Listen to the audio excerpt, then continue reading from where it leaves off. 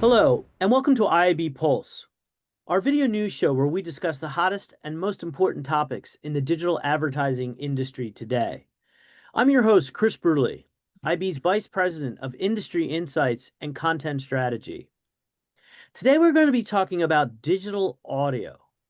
So there is a long-standing gap there between the amount of time that consumers spend with digital audio and the amount of investment that marketers are making in this space. If I throw out some numbers on that, for example, about 3% of digital ad revenue in the US was attributed to digital audio. However, consumers spend about 5 to 7 times with digital audio, roughly nearly a fifth of their time. So why does this gap, which has existed for years, continue to exist? And how should the digital marketing ecosystem, and I'm talking about both the buy and sell sides, address the advertiser underinvestment in audio despite impressive evidence about its efficacy? Joining me to discuss this are Joe Macarak, the Director of Measurement Partnerships at SiriusXM. Oh, hey, Chris. Thanks for having me. Happy to be here. Great to have you, Joe. You are a first-time guest on IB Pulse. So it's wonderful to have you here. And of course, we have IAB's own Matt Shapo, who's the director of the Media Center, specifically audio and video at the IAB. Hey, Chris, thrilled to be here. Joe, great to see you. Really looking forward to this conversation. Matt, and I believe you are also an IAB Pulse newbie. I am. I'm super excited to have you guys here having this conversation with me. And let's chat, as we say on IAB Pulse. So Matt, I'm going to start with you. And one of the key reasons I'm going to start with you is because I've known you for a couple of years now, and you live and breathe digital audio. It's not only your remit here at the IAB, but it's something you have a love, passion, and personal interest in. And as such, you have a love, passion, and personal interest in making sure that that ecosystem is running smoothly and getting its due. Yeah. So you're about to, or excuse me, you just launched a white paper called A Beginner's Guide to Digital Audio in MMM. Yep. Now, before we're going to get to what that is and what the issue is and why you're releasing, but can you talk to me about how we kind of got to this point right now? Yeah, I'd love to. And thanks, like you said, this is both Joe's and my first time being on Pulse, and thanks for doing this. And part of what I mean by that is thanks for kind of, to your point, putting a bit of a spotlight here in this Pulse episode on the wonderful world of digital audio. As you said, it is a tremendous personal passion of mine, not just in terms of somebody who loves to listen and consume audio content, but also as somebody who likes to see the space thrive and who really wants to do what I can to help all of us here at IAB, put folks in the wider digital marketing community together with amazing content providers in the audio space, like the folks at SiriusXM, so that we can, to your point, begin to close that gap. Because again, audio is this incredibly rich, diverse, engaging medium where, to your point, media consumers are spending 20% of their day, and we'd like to see that, that gap addressed, and we'd like to see it remain an incredibly healthy, well-funded, ad-supported media channel that isn't just something we're doing because we love audio, but it's something that we're doing because we know and believe that the people who have an opportunity to advertise within the channel can produce some really remarkable outcomes. And so that leads me to the answer to your question. Sort of the backstory on this, the history of how we got here is that working with folks like Joe and other people throughout, all the stakeholders that sort of lean into audio within IAB, one of the things that we had identified over the time that I've been in the media center is a need to figure out why the gap exists.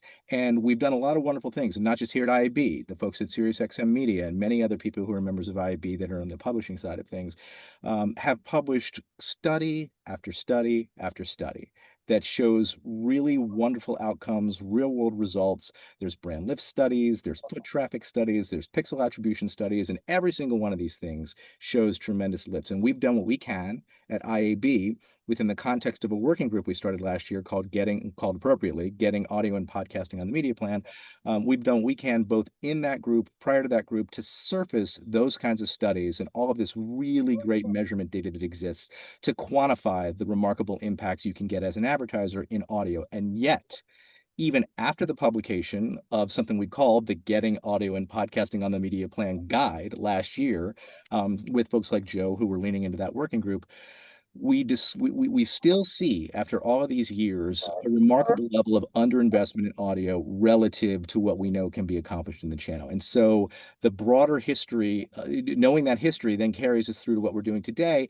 We're trying to figure out what that next step is to make sure that we can address that gap. And one of the things that came up over and over and over again in those working group meetings is that if you really want to move the needle with marketers and you really want to help CMOs appreciate the opportunities that they can uncover for themselves in audio, we need to do a better job of making sure that audio measurement data becomes standardized and more granularly and better delivered to MMM companies. Media mix modeling is an area where, as you probably know, Chris, and as Joe will talk to us about chapter and verse in just a minute, audio is a channel that is wildly underrepresented in MMM. And since MMM is such an important way for marketers to understand how they want to allocate their media spend, it's really time has come for us to figure out what we can do to better standardize and deliver that data that does exist in audio, but isn't yet present in models to the modelers so that we can really lift all boats. Now, Joe, with you being an expert in the measurement space, can you tell me about the importance of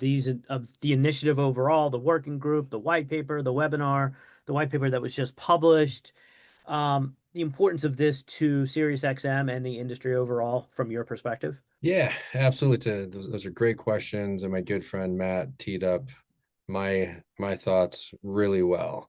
There is a very close connection between lack of audio spend or under allocation of audio spend to the channel or to us as a platform, and its direct correlation with measurement.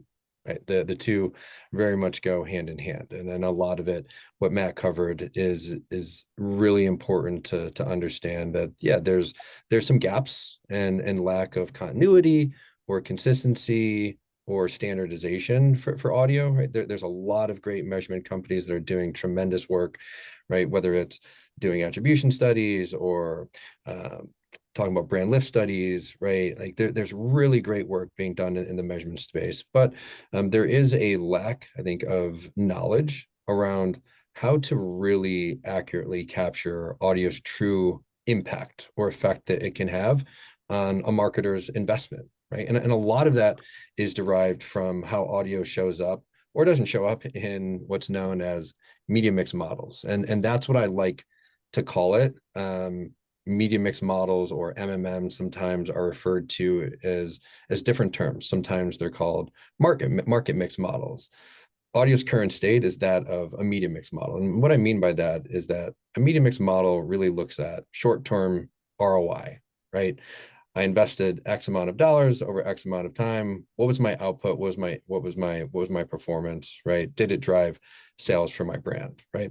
And audio has been in a unique position where we probably have had some blind spots to understand how we get our data correctly and accurately represented within those models. And that's been the journey that we've been on with our really good friends at the IAB, right? And a lot of the industry level and marketplace work, probably about 20 plus months of research and development to really understand what it takes as both a channel, as an industry, as a platform to get this right. Because MMMs are coming back in a very big way. And it's important to know why they're coming back, right? Like privacy and regulation is real, right? There is a fear around, right, like data privacy, user privacy, right? And SiriusXM takes that very, very seriously, right? As this continues to unfold.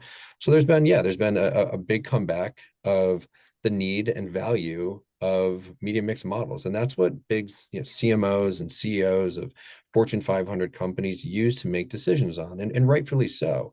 They're able to look at their entire investment through a measurement vehicle to determine where they should allocate spend, right? And audio shows up well, but it can show up even more favorably if we do the right things. And those are a lot of the things that are being brought forward and shined a light on through the great work through the working group, right? Which I can't say enough good things around bringing competitive set to the table, industry knowledge, right? Be it from measurement companies, be it from DSPs, be it from clients and agencies, right?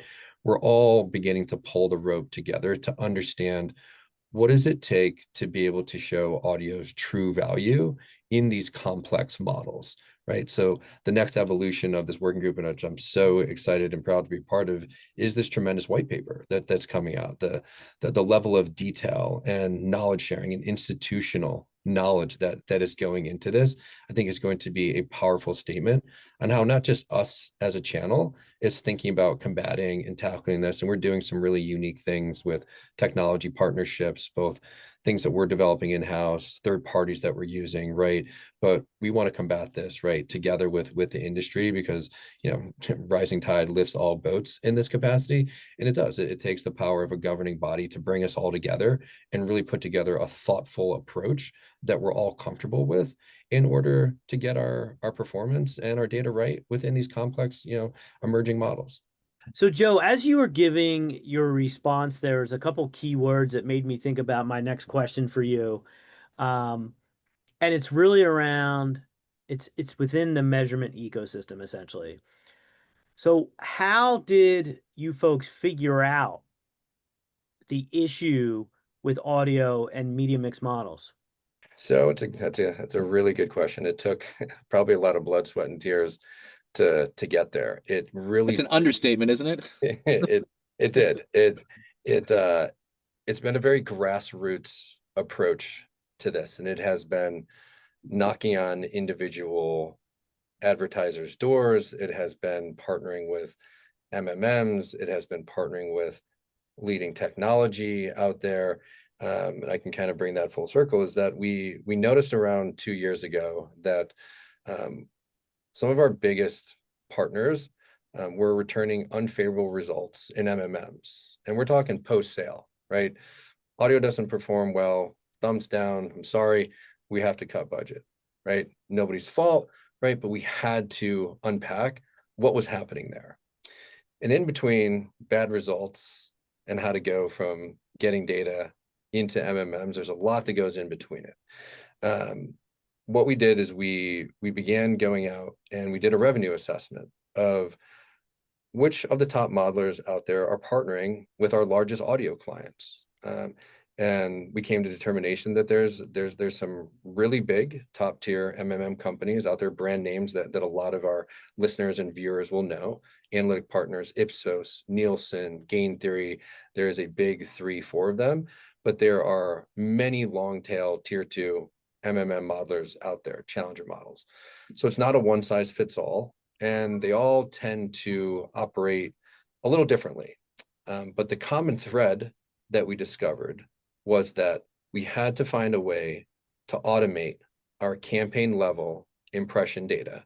And it had to be in a feed that could be directly and easily and frictionless for ingestion into their models, right? We had to make it easy for MMMs to partner with us as an audio provider. The data that's been coming into models today doesn't come directly from audio suppliers. It comes from manual reporting templates. It comes from third-party sources, Google, DCM, right? None of it's bad. It's just not the most consistent and accurate way to do that. So we had to find a vehicle in order to deliver our campaign level information in a format that was granular enough, that had delivered data, meaning delivered impressions, delivered DMAs, delivered cost, right? By day delivery. So a very formatted structure of data, and be able to automate that again in a very frictionless way that made sense for MMMs.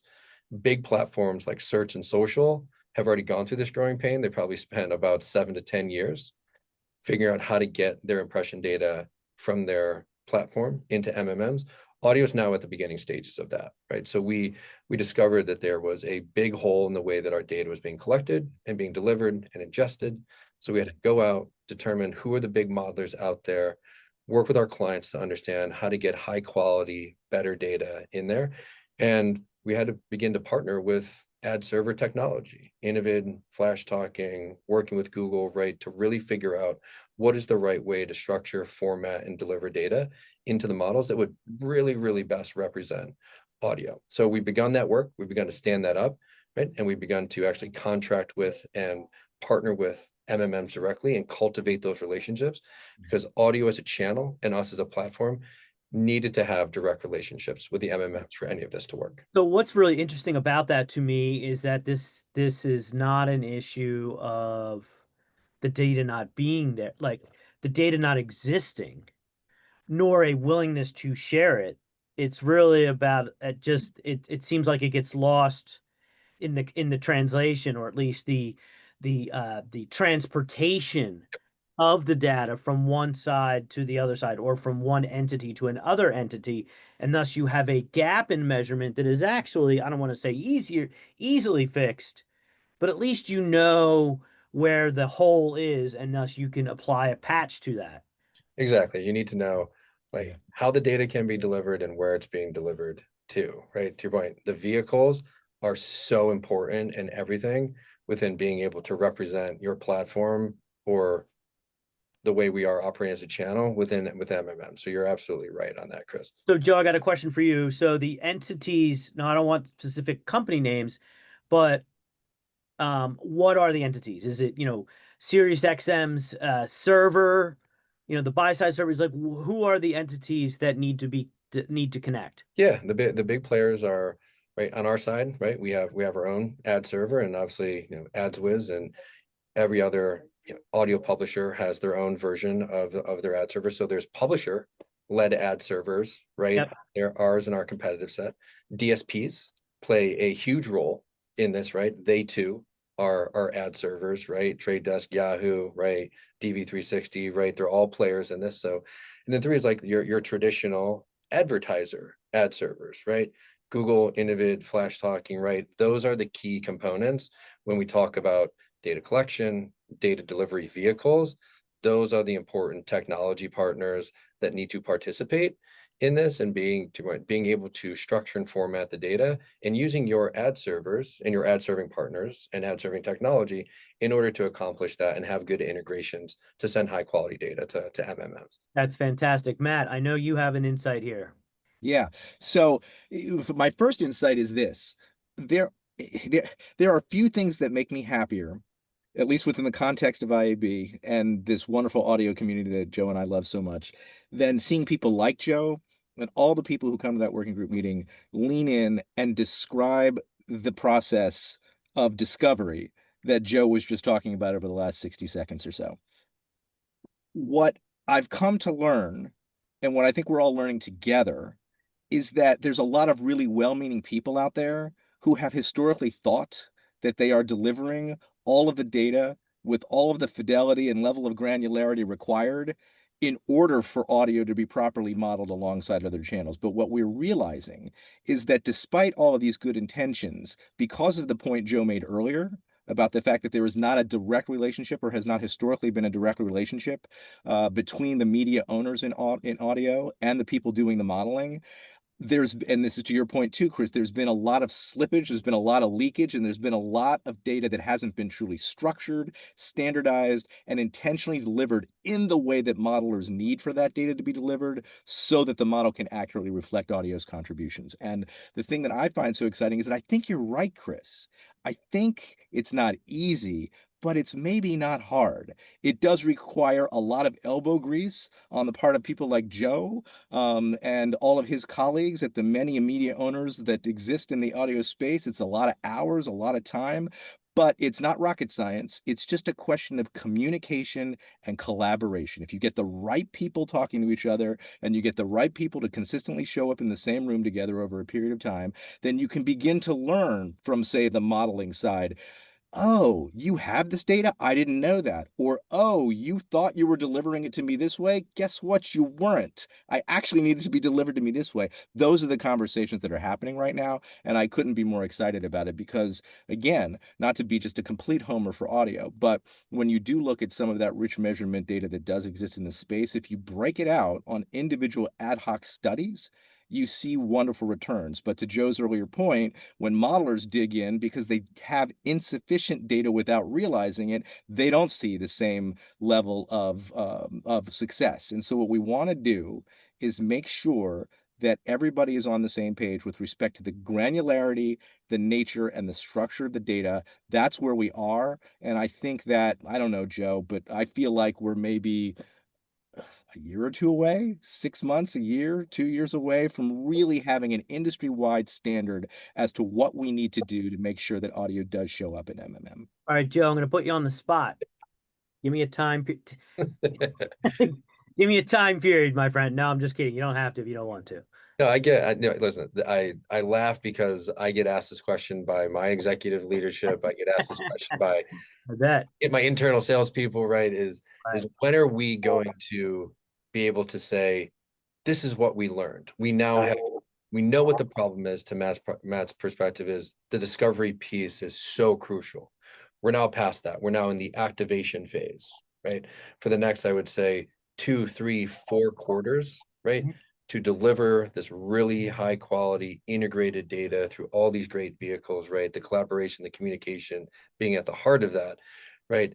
Is that it's not going to take 3, 4 years to get some level of learnings, right?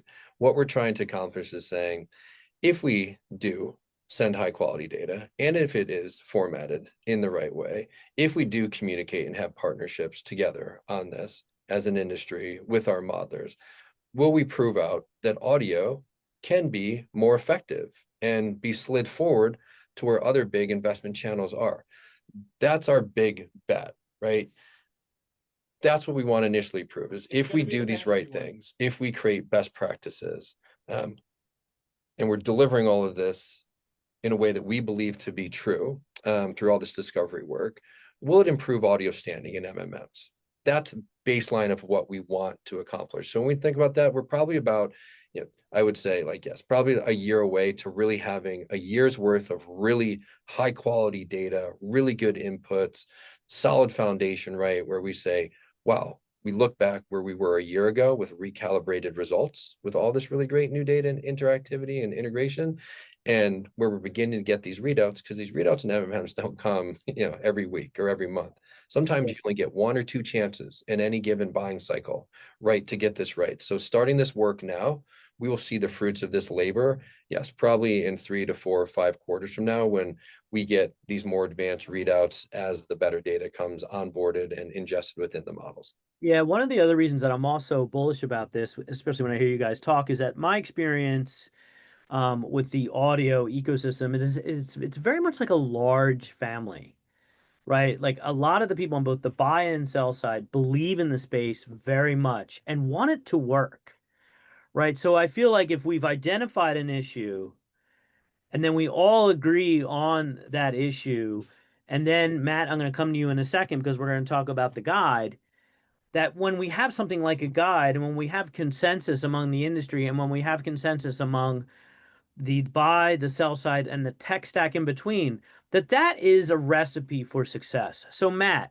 we only have a couple more minutes left, but I want to talk a little bit about, can you tell me about the paper? And I'm going to plug it again, ladies and gentlemen. Yeah. A Beginner's Guide to Digital Audio in MMM. So Matt, tell me a little about that, what's in there, and what the role of it is.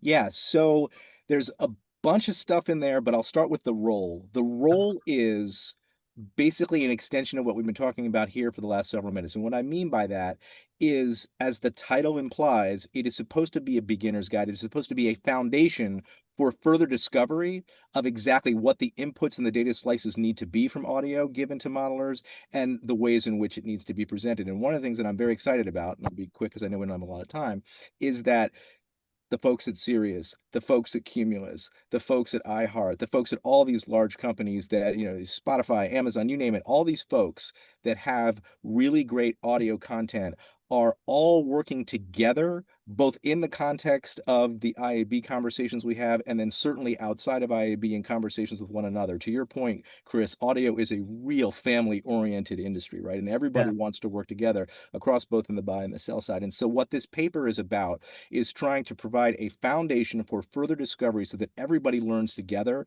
exactly how that data needs to be formatted and exactly how it needs to be delivered. And again, the exciting thing to me is sometimes I'm just a fly on the wall. Sometimes I'm just a part. I mean, I try to play whatever role I can in bringing together folks like Joe and the rest of the stakeholders in the industry to have conversations, but then sometimes I just sit there and listen and learn. And a lot of what I've been learning over the last several months is that the data really is getting packaged up in ways that modelers didn't even realize it could be packaged up for them. And a lot of the folks, especially in the buying community, again, going back to Joe's point, there isn't a lot or hasn't historically been a lot of direct relationship between media owners and audio and the folks doing the modeling. And a lot of times they're sort of reliant upon their third-party partners at agencies and brands to deliver that data. And sometimes the agencies and brands who are so busy with their day-to-day don't even know necessarily that, oh, I wasn't, for instance, delivering as run impressions. I was sending planned data instead. And planned data is a disaster for MMM because you have to have variability, right? And so just simple learnings like, oh,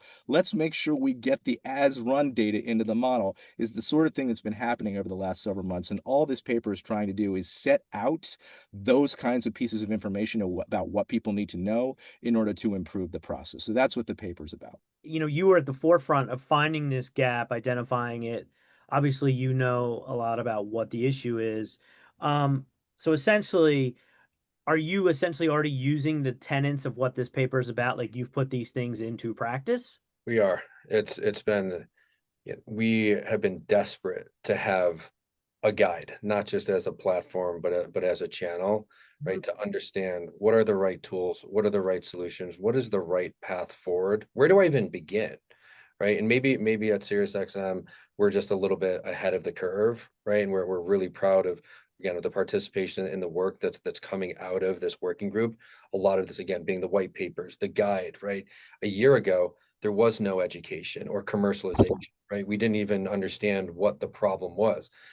Fast forward, over the last 6 to 8 months to a year of this work, right? It is fascinating around how much we know. And now we're actually putting the guide into practice, right? To be able to activate, right? And then what we're really going to be proud of, again, is bringing these learnings and creating what the next iteration of this is, right? As we build more thought pieces and POVs together with our partnership, with the IB and right, and with the audio community, is really coming back with foundational learnings, right? Because like all of this work can't be for naught. We have to learn something, right? Through all of this, right? So putting this guide into motion, into practice, into activation, right? That has been so empowering, right? And very exciting that we're at a point where we can actually really begin to bring this to life. Because again, if you asked me a year ago, I would have been like, we're probably 5 years away from that. So a lot of this has been really nicely fast tracked and put into motion, where without it, candidly, I think it'd be hard for the audio community to come together to solve this problem, because we've felt on my side that we were alone for a while, and bringing a coalition of people together to know that we're not alone in this has really fast tracked a lot of the work that is now essentially being activated on. Got it. Now, Matt, the guide is available to, the entire industry, assuming, anyone not part of the IAB, just like anyone in the digital audio ecosystem. Yeah. And again, that's, something that was very intentional. We want everybody to be able to come together, continue learning with one another. And, going back to the comment about, sort of good intentions and everybody doing the best they can in your day to day, let's say you're sitting in an agency, let's say you're sitting in a brand, all you're trying to do is get the stuff done that you can do. And sometimes there's not a lot of time left over to learn about the new stuff that might help you do even better. And the reason we want this guide to be as widely available as possible is we don't want to just be supportive of the media owners like SiriusXM. We don't just want to be supportive of the publishers. We want to be supportive of the advertisers who, if they do and when they do lean into audio, they do tend to experience terrific outcomes. So this really is the perfect win-win situation. If everybody from both sides of the equation can lock arms and learn together how to better structure data for use in MMM, everybody wins. The publishers do better, the advertisers do better, and all other technology partners that help the process of packaging delivery, packaging data and analyzing it also win. So, I mean, it's the proverbial win. So that's Got it. The proverbial win. That's a great note to leave on. Gentlemen, Joe Macarak, the director of measurement partnerships at SiriusXM, and Matt Shapo, our own director of audio and video at the IAB Media Center. Thank you, gentlemen, for being here, and thanking to our audience for leaning into the IAB and to IAB Pulse specifically. And I'm going to give it one more plug. Now out for publication, out for distribution, and out for your use. The IAB's A Beginner's Guide to Digital Audio in MMM. Thank you. I'm Chris Bruderle, and I'll see you again on the next IAB Pulse. Thank you.